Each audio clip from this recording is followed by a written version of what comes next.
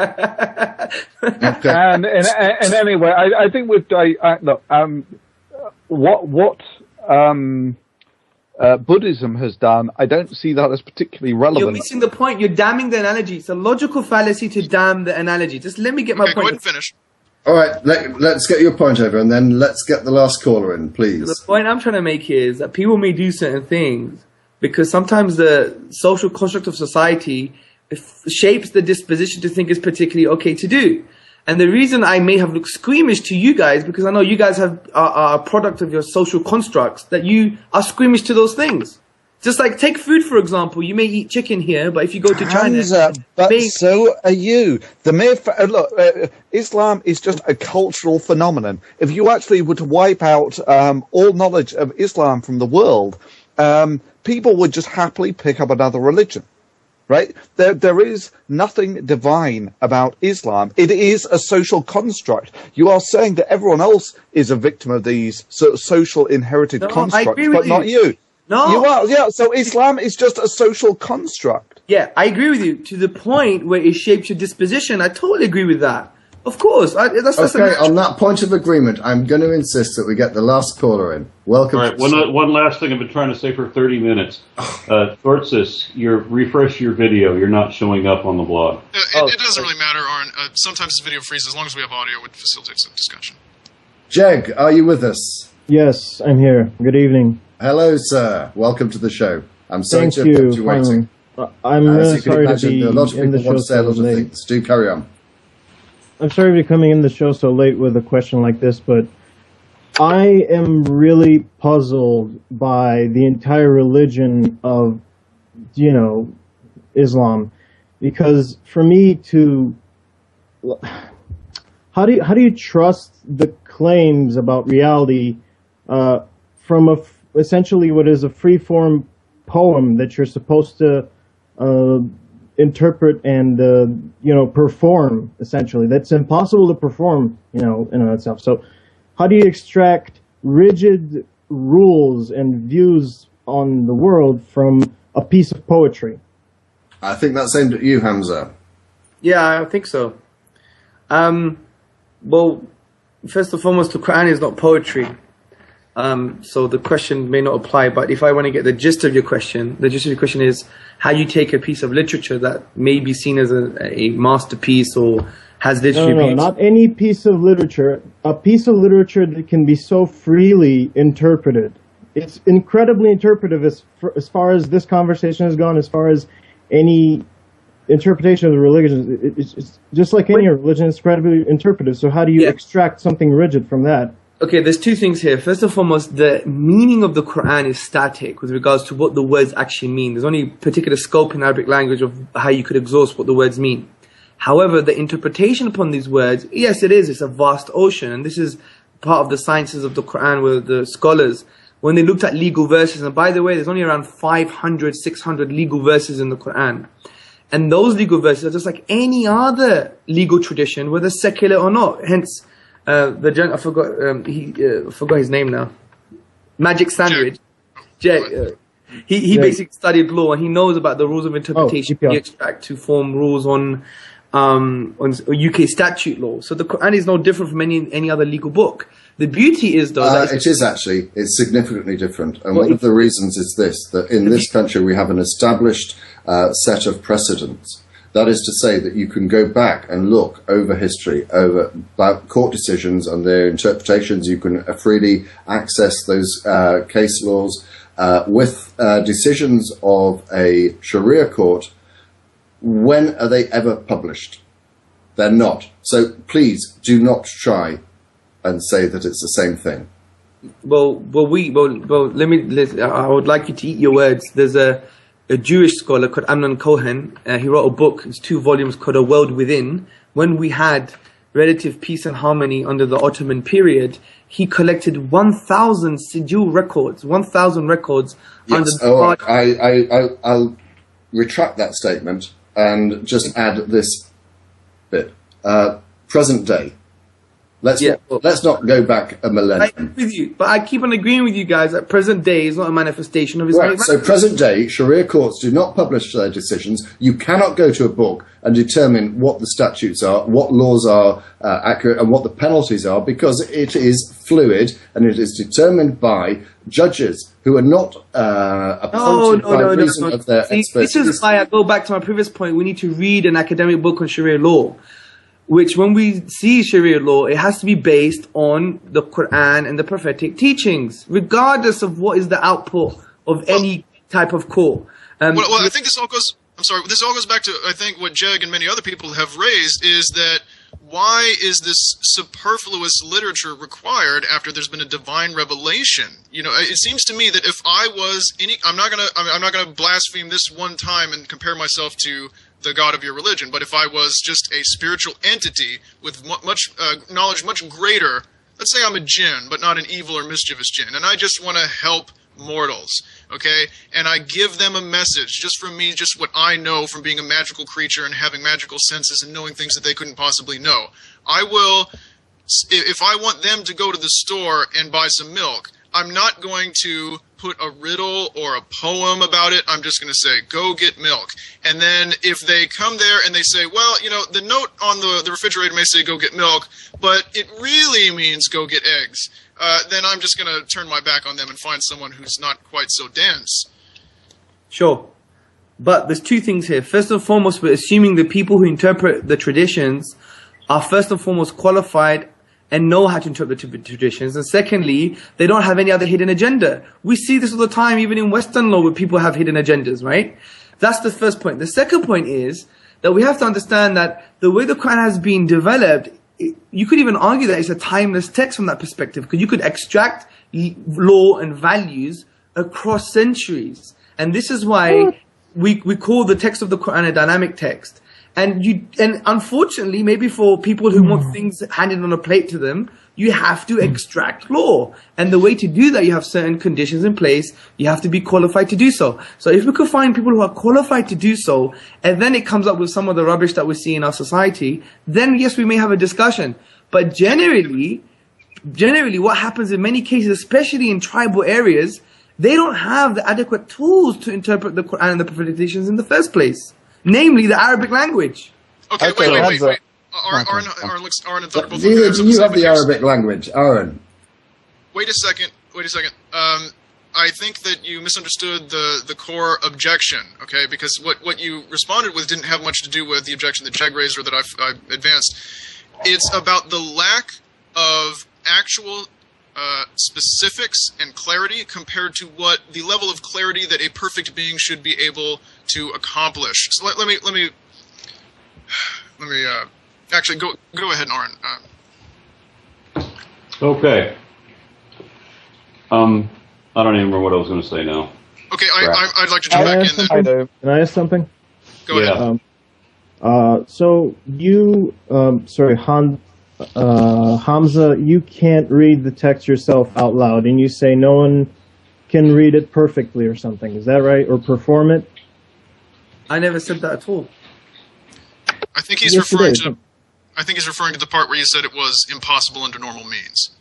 What, you mean the linguistic and literary miracle I was talking about? Yes. That's exactly what I'm talking about. Yeah. So we went to our, just to rephrase, I wasn't talking about that you can't read it or understand it. What I was talking about is, in the Arabic language, when you utter a statement or you put words together and sentences together that are grammatically correct, you would not produce the unique literary form of the Quran. You would always fall into the known literary forms of the Arabic language, namely prose and poetry. Okay, well, I think we've... I have something just for this occasion, actually. So it is interpretive. So it's not correct. God damn it. I have something just for this occasion, if you don't mind. Stop me if you recognize this one. 'Twas brillig, and the slithy toves did gyre and gimble in the wabe. All mimsy were the burrow groves, and the mome rats outgrabe. Now, this could only have been written if Lewis Carroll had been visited by a leprechaun, I'm convinced. Because otherwise, I mean, he uses all these words we don't understand. In many ways, it defies all known English conventions of grammar and of actually no, it does follow some conventions, but not others. But anyway, I'm just being silly right now. But in all seriousness, I'd like to tread out on some thin ice, if you don't mind. Fair analogy. Muslims maintain that there were, 4 revealed traditions, right? There's the book of Moses, David, Isa, and then finally of Muhammad, which is the Quran. Is that accurate here? Yeah, we believe that. We believe in the previous scriptures. Mm-hmm. Okay, yeah, but the previous scriptures are not entirely accurate because people with later agendas, according to tradition, have added their own words and changed things, which is why there's discrepancy between what the Bible says and what the Quran says. Is that also more or less accurate? I think to be a bit more accurate is that specifically with the biblical tradition, we would argue that, especially the New Testament, there has been not only minor scribal errors, but major scribal errors, and the preservation of the Bible itself, if it was to put under the criticisms of the prophetic traditions, hadith, it would come out as a da'if. Da'if basically means a fabricated narration. So the historicity of the Bible is not entirely accurate in our humble perspective. Yeah, that's fine. Okay, for example, in the book, the Torah, or to you, the book of Moses, there's about 7 chapters, I think, where Yahweh, as he's called in or Allah, whatever, the God of Abraham dictates very meticulously, chapter after chapter after chapter, giving exact, precise measurements and which materials to use. He tells the building of the Ark of the Covenant. He talks about building lampstands, curtains. He talks about putting angels on the ark, which direction they face. In everything, he gives this many cubits by this many cubits by this many cubits. And he is so precise in these instructions that if we had craftsmen with the same abilities today, we could make virtually exact replicas of that equipment and all of the trappings of the temple that Moses was building, that was supposed to accompany them and finally rested in, I guess, Jerusalem. So in this instance, he's acting like the aliens in that Jodie Foster movie, where they say, okay, we're going to have you build this magical transdimensional gyroscope, and it tells them how to make the things, to make the other things, to actually build a device. So given that in this instance, unless this is a result of some corruption, a transcription error, as you said earlier, someone with a later agenda inserting these verses, it seems that when he wants to be, the God of Abraham can be very precise. And so it doesn't follow from, at least my perspective, that when he's talking about something that seems much more important than a lampstand, when he's talking about, instructions on how not to burn in hell forever, that he could, in all good conscience, be in any way, shape, or form vague, non-committal, or leave anything he says open to interpretation. Okay, so what's your point? Why was he so vague about the important stuff and so specific about the unimportant stuff? Hamza, over to you. Yeah. Why was he so vague about the unimportant stuff, but specific? No, excuse me. I don't know if you misspoke, but vague about the important stuff. Okay, well, in the Bible? In any of the books. Well, we would argue that he's specific for the important stuff in the Quran, definitely. But then why are there so many interpretations? What Almighty is saying is that when it comes to building lampstands, that the description is so accurate that everyone could actually do it exactly right. When it comes to the description of whether you should stone adulterers or whatever, or throw homosexuals off high places, there are a gazillion interpretations. Now, which of those do you think is more important for your God to accurately describe? Listen, guys, there's 3 interpretations. I think you're a bit of hyperbole here, yeah? There's not millions of interpretations. I could put the interpretations on the back of a fag packet, yeah? On a cigarette packet. They're not millions of interpretations. That's what I said. No, there are as many interpretations as there are Muslims. You get any Muslims and ask them to write down the Sharia. You get any 2 Muslims and ask them to write down the Sharia. How many of those do you think will match letter for letter? Quite a few. The interpretations, well, fair enough, but the interpretations, 70% of the school of thoughts, the 4 mainstream school of thoughts, for instance, they agree with everything 70%. It's the 30% they disagree on, and those things are on furu', which basically means in Arabic non-fundamental aspects. For example, we know people who do so-and-so get punished, but the difference would be, what are the conditions? Are they 19? Are they 15? And stuff like that. See? Again, the problem comes down to faith, ultimately. And it comes down to faith because faith is inherently dishonest. I have to say this 9 times every single show. If it was genuine and real, it wouldn't require faith. And you wouldn't have this kind of ambiguity. If you had something that would verify so that we don't make it a philosophical question, even the definition of a common word becomes a philosophical question where we may or may not agree, why don't we have anything that we can verify? I mean, we're arguing over...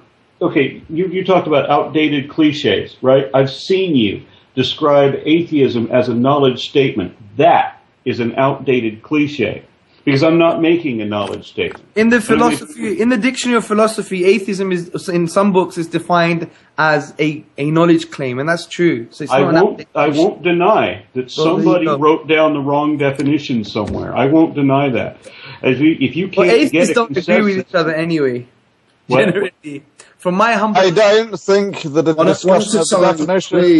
I don't think a discussion of the definition of atheism is actually of interest to many people. I agree, but I want Hamza to make his point. Sorry. Go on. I wanted to make is not to split hairs, but for instance, you know, if we want to look at sociological things, my experience with atheists, specifically at the World Atheist Convention, they don't even know what atheism means. That's why I had to address it. That's why I had to say that many of the people, and I did say this on stage, go back and look at my channel. I'm glad you're shipping, and I'm glad you're leading your people to the right. I clarified that the reason... Oh, prophet of atheism. There's no such thing. Never mind. I know. I'm only kidding, guys, man. Yeah. As I say, atheism I've heard people say that in all earnest, so I apologize for not getting it so have I. out. Yeah. So have I. Just as a matter of interest, Hamza, it's really midnight what do you think is meant by the word atheism? Or what do you think, for example, labelling me as an atheist, which I am, what do you think that actually means? Well, it could mean a lot of things, really, to be honest. But no, it can't. Well, let him go. It's all right. He could speak for me. It doesn't matter. Basically, what I believe it could mean is, first and foremost, that a rejection of the supernatural. No. Secondly, it can mean that you don't believe in any deities or gods. That's it. That's it. That's all. Your second one was spot on, and that's it. You can take it no further.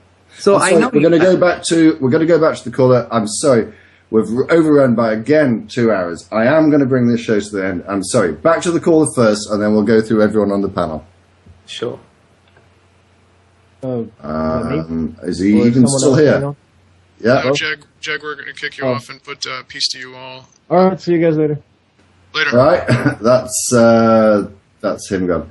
Hamza, can I thank you very much indeed for coming into the lion's den, so to speak, and taking on a lot of questions and the like. I'm going to actually allow you the last word. So let's go through the... before we do that, DPR, there's one... Thunder, you always do this. What? Hamza, is there anything that I can do as an act of desecration to the Quran that you think should actually warrant me being sentenced to death? I don't know what that question means. Blasphemy. I'd rather you didn't even ask it. Blasphemy. You think that people should be killed for blasphemy? Listen, you could do whatever you want. Thunder, we've already done this. Right. Okay? No, we didn't do blasphemy. We did apostasy. We did. We did do blasphemy. Yes, we did. Let's. I'm sorry, Thunder. I'm sorry. It's 2 hours after we should have stopped. We did discuss this. Thunder, have a good night, man. Right. Last words. Firstly, Aaron. Let's take it in alphabetical order. Aaron. Last words. Okay. I was looking for something verifiable. I knew in advance that I wouldn't get it because I've been in this game for about 20 years.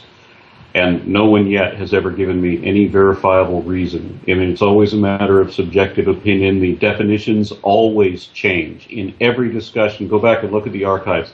They always argue that the definitions aren't what the dictionaries say. It's just like Humpty Dumpty said in Alice Carrow's book, when I use a word, I mean it to mean precisely what I mean it to mean and nothing more or less. So you can never establish a dialogue. There's always premises that are assumed that always turn out to be inaccurate.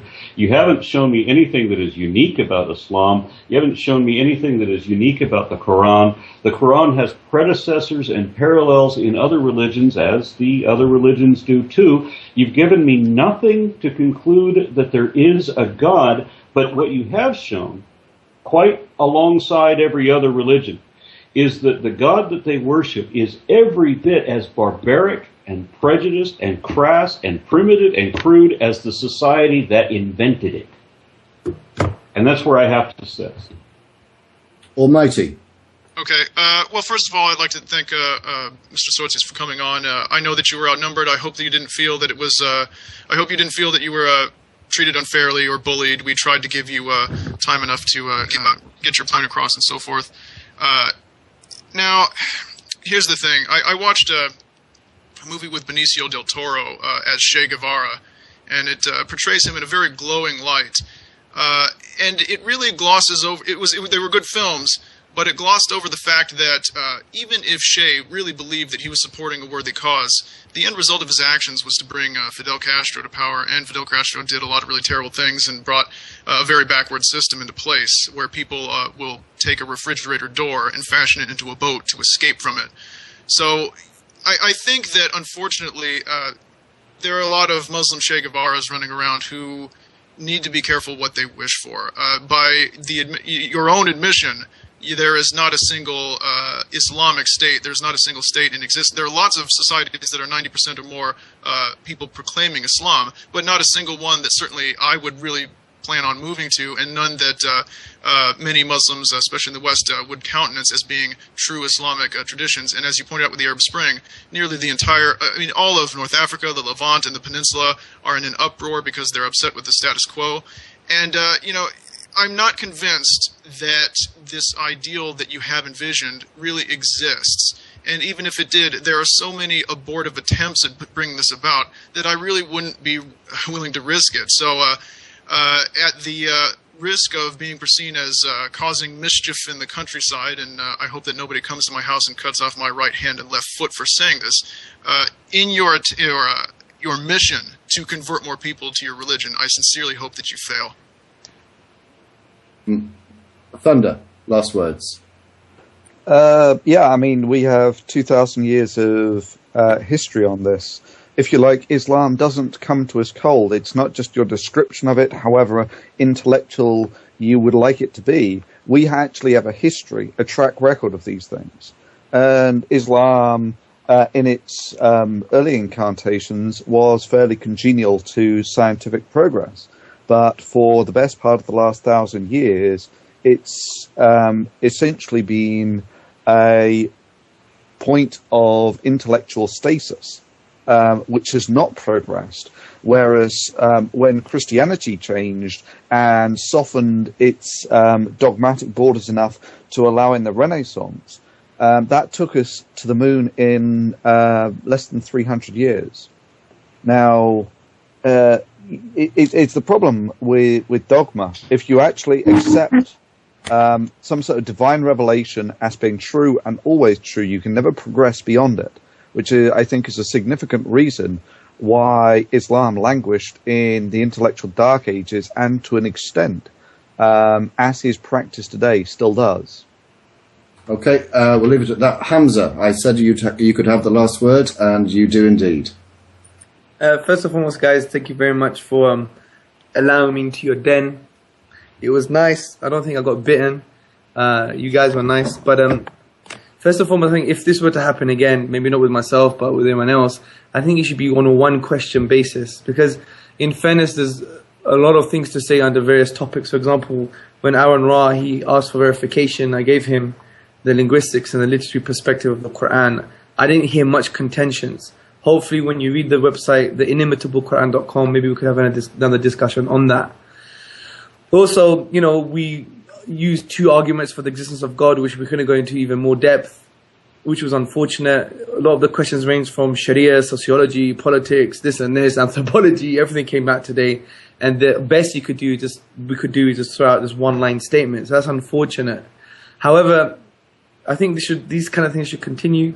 I think if anything, it means that we can have a conversation, and especially in Britain, you would appreciate this, that these type of conversations must continue.